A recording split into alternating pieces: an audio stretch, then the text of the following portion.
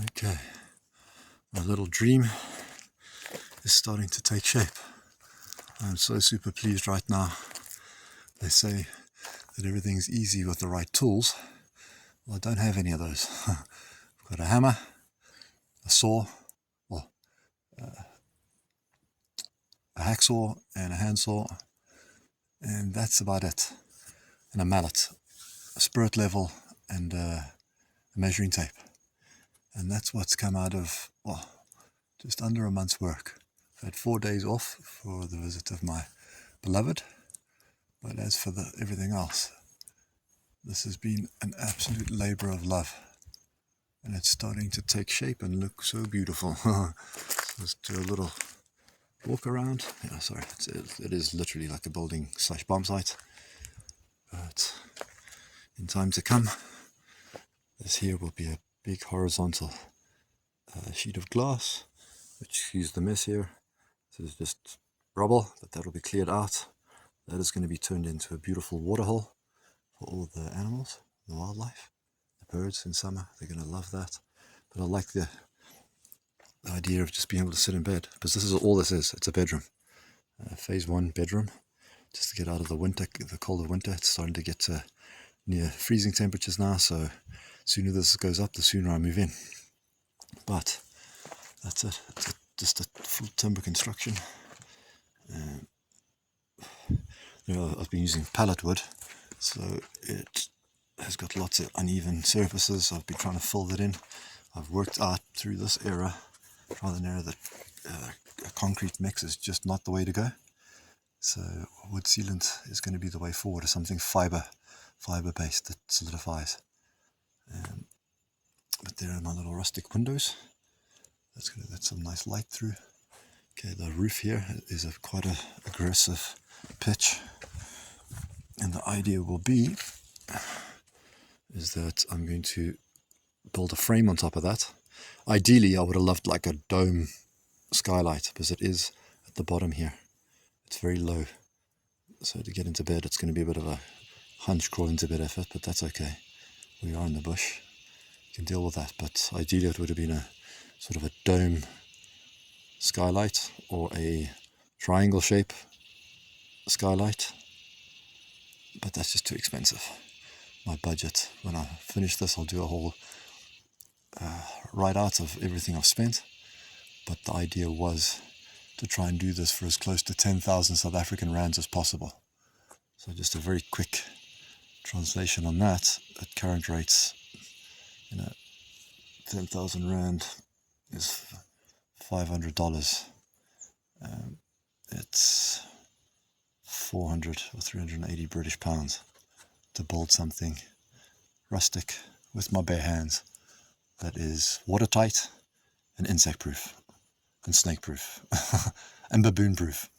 So those are my main considerations in the structural design part of it. But enough of that.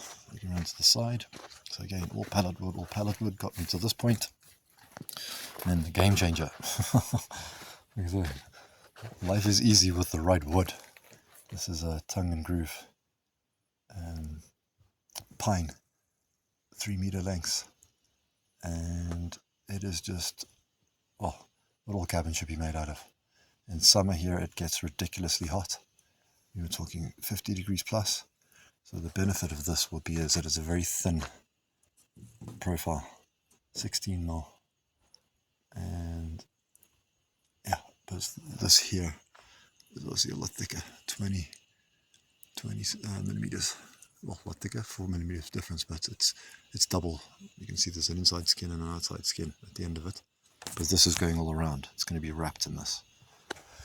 So that's pretty much the idea behind this whole thing, was to be able to sit in bed, look through a big glass window, and have, in the last week or two here, I've had giraffes sleeping right in front here. I've seen their spoor, kudu, leopard, a whole host of antelope, and goodness knows what else. I'm hoping that when I get to move in here, hopefully by the end of this month of May, that my little civet, who's resident up with me up at the campsite up the road, that he'll come through, and the porcupines and all the nocturnal stuff, the janets, And it's just going to be so amazing to sit here and just to be able to see from bed, from sitting in bed or lying in bed, these animals coming up. So yeah, I will at some point have a live camera feed here. Wi-Fi doesn't exist at this distance from the router in the camp, so I'm going to have to make a provision for that. But yeah, I'd like to live stream it just on the waterhole, and then everyone can enjoy the exact reason why I built in this exact spot.